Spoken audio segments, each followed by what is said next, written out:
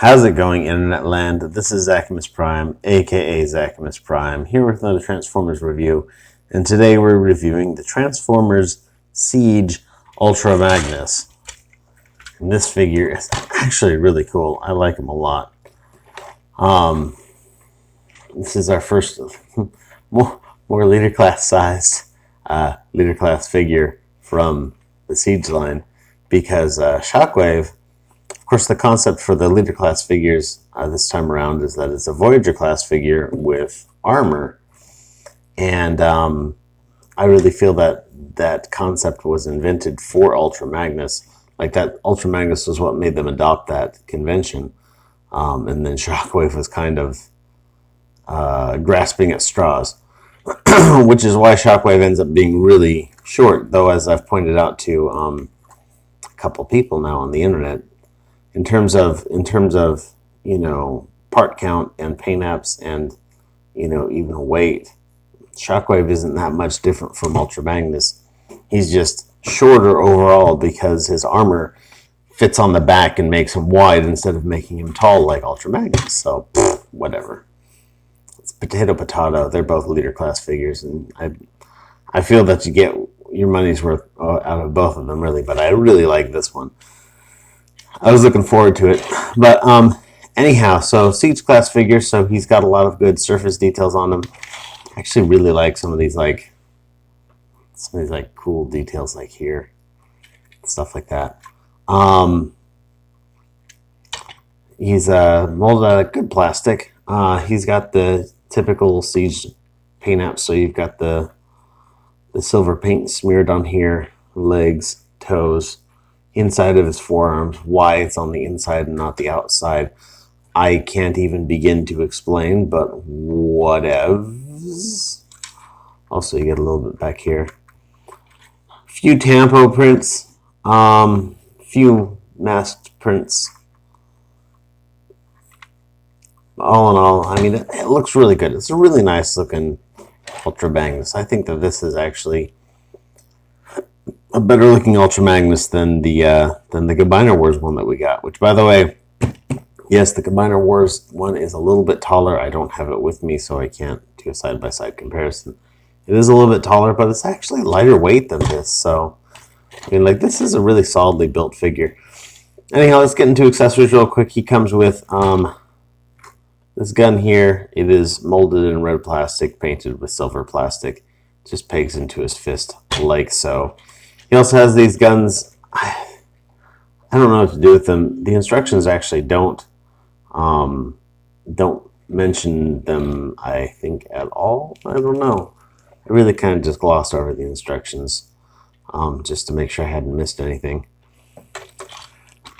But these are so clearly the Cybertron Optimus Prime's guns, like, I can't even explain. I mean, I can't explain because this mold is going to later be repurposed as Cybertron Optimus Prime, so that's probably why they're there. I don't know why they put them in here. It's interesting because these are molded in black plastic with a single silver paint app on the end.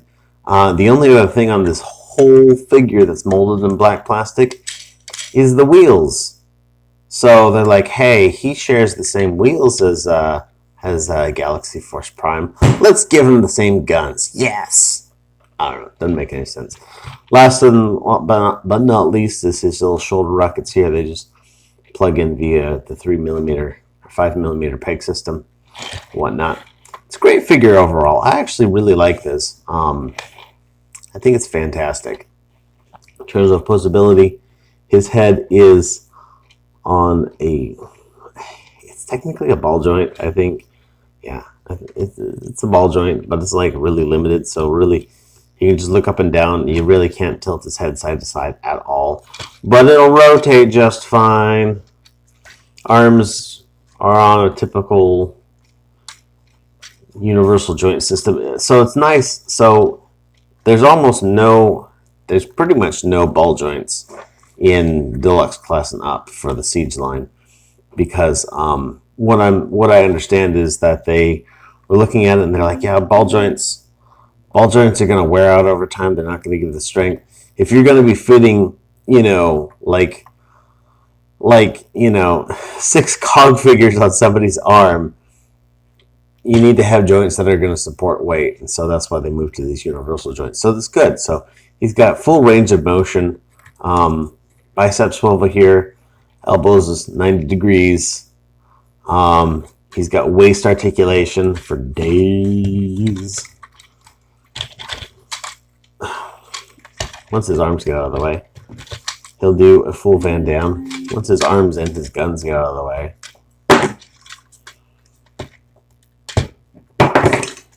he'll do a full Van Damme.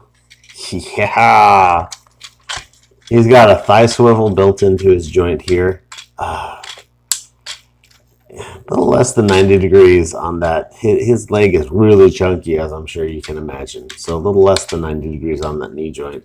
He does have a huge amount of ankle tilt, so he can get like wide stances, wide actiony stances, like really wide, really actiony, like John Woo stances.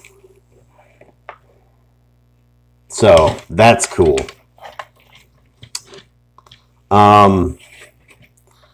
5mm pegs all over this. A buddy of mine keeps them big. I'm like, oh my gosh, check it out. You can put them on the gun. You can have guns on your gun so you can shoot while you shoot. And I'm just like, okay.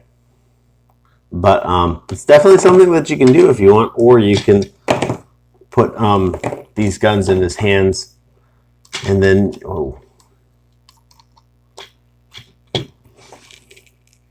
actually, that's kind of cool right there. You can put these guns in his hand, and then he can like really do like the John Woo shit, like right there, like the whole like double massive pistoles.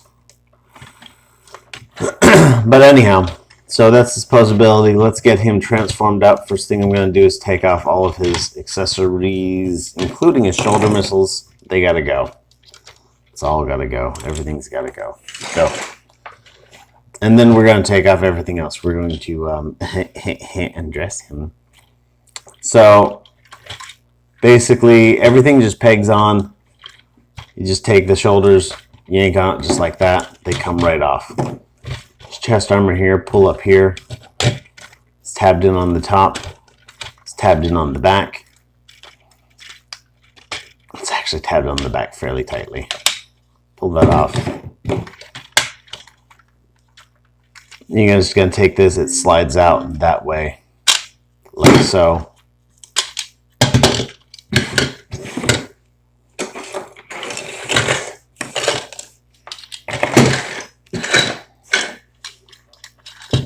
Open up this just pegs in on the side of his arm, slides out, close it back up. Again, slide that out. You got the peg hole right there, and the peg in there. And then to finish up this figure here, you're just going to take this dick plate, rotate it around, put it back in, untab his shoulders, pull on this part right here, flip out his head, push it back in. This waist, this whole torso is on a slider. You want to slide this out slightly. That'll allow you to then, you've got this rail system here on a spine, line that up and slide this up like that. Put this back into place. It'll click. Pull out his heel spurs. And there he is in his naked prime mode. I like the John Woo guns, so we're going to give him some guns back.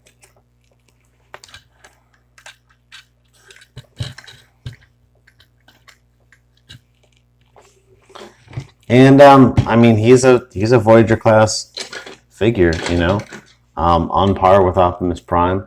I think Optimus Prime is better proportioned, but Optimus Prime doesn't do the same things. I actually, all in all, really like that they didn't just figure out a way to cram this figure inside the armor, because it would have not had as good of a result, I feel. Not for the least of which reasons being the proportional differences between these figures. But In this mode, articulation is the same. Head's on a ball joint. The arms are literally exactly the same. They're completely unhindered from where they were in the other mode.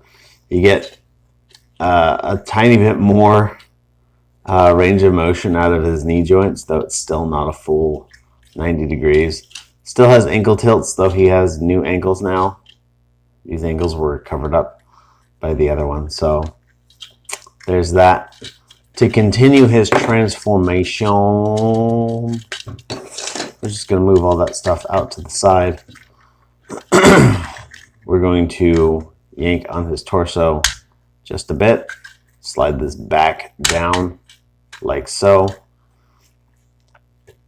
You're going to untab his shoulders, pull out his chest, hide his head again, put that back. You're going to put his arm in this pose right here, and then you're going to rotate it. There's a tab right here that's going to fit into a slot on his back. Oh, you know what? I'm going to rotate this waist before I do that. All right. The tab is not a locking tab. It's really just an alignment tab, but you've got to have it aligned. If it's not, then it's not going to work properly. Also, by the way, this torso, when it comes forward all the way, it'll click like so. That's a good thing to do, because you'll see that there's the tiniest little alignment tab on underneath his elbow here, and that kind of sits into this groove right here. If that's not out all the way, it won't sit properly. It's not going to be the end of the world. In fact, I transformed it several times without clicking that waist slide and not even realizing what went on. There are a little slot here and a little tab here. It's not really going to fit in. Oh, by the way, I forgot to mention, clicks. It clicks. It's not really going to tab in there, but it kind of, aligns, keeps this straight-ish. These legs are going to tab together right here. Fold up the heel spurs, and there he is in his cab mode. And this is not a cab mode that is going to fool anybody when it comes to robots in disguise. This is a horrible disguise. But we're not done with it yet, because we got all this crap over here. So we're going to start with the legs. We're going to untab this from back here. By the way, I want to point out that is clearly like some sort of an interlocking tab system that has no business being on this figure. My theory is that this leg, I'd have to check the pictures to see if like this design gets reused. I think it does for the Cybertron Prime. In which case, this is probably going to be a locking mechanism on that other figure. Not this one, but yeah. They planned ahead. When they reuse molds, it's not just an incidental reuse, at least most of the time. They generally plan it into the original mold when they make it. So we're going to take those, fold them out. We're going to take this, fold that out. Like so. Interesting that this is red plastic, this is red plastic, this is red plastic, and that is white plastic painted red. I don't know why they didn't just make it red plastic. Maybe they figured that 3 pieces of red plastic was their quota. So this is going to tab in. There's a tab here slot. It's just going to go in there. And then this tab here is going to go into a groove. And I've got this wrong side up. Like so. And then you just kind of like hold it in place while you maneuver this other one into place. And they will just plug in like that. And then this is in here, kind of solid. You want to take these shoulder parts, fold out this gray panel here, like so. These are going to connect together. They don't peg like this, they slide like that. There's a sliding groove tab system right there. And then you're going to take this and plug these doohickeys in right there. Bam! Now you've got a series of minor pegs and tabs. Really the one you want to worry about is this tab goes into this slot right here. You put that in properly, and everything else will just follow like so. It's super, super easy, barely an inconvenience.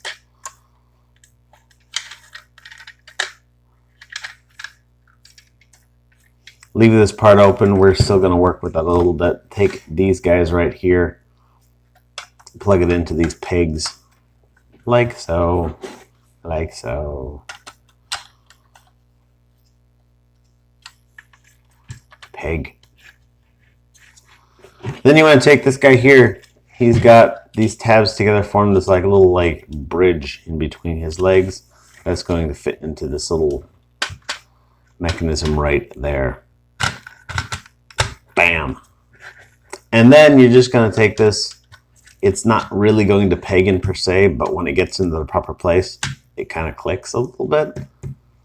So, and then you've got these gray tabs here that are going to fit into this mechanism right here. This one fits really tight, by the way.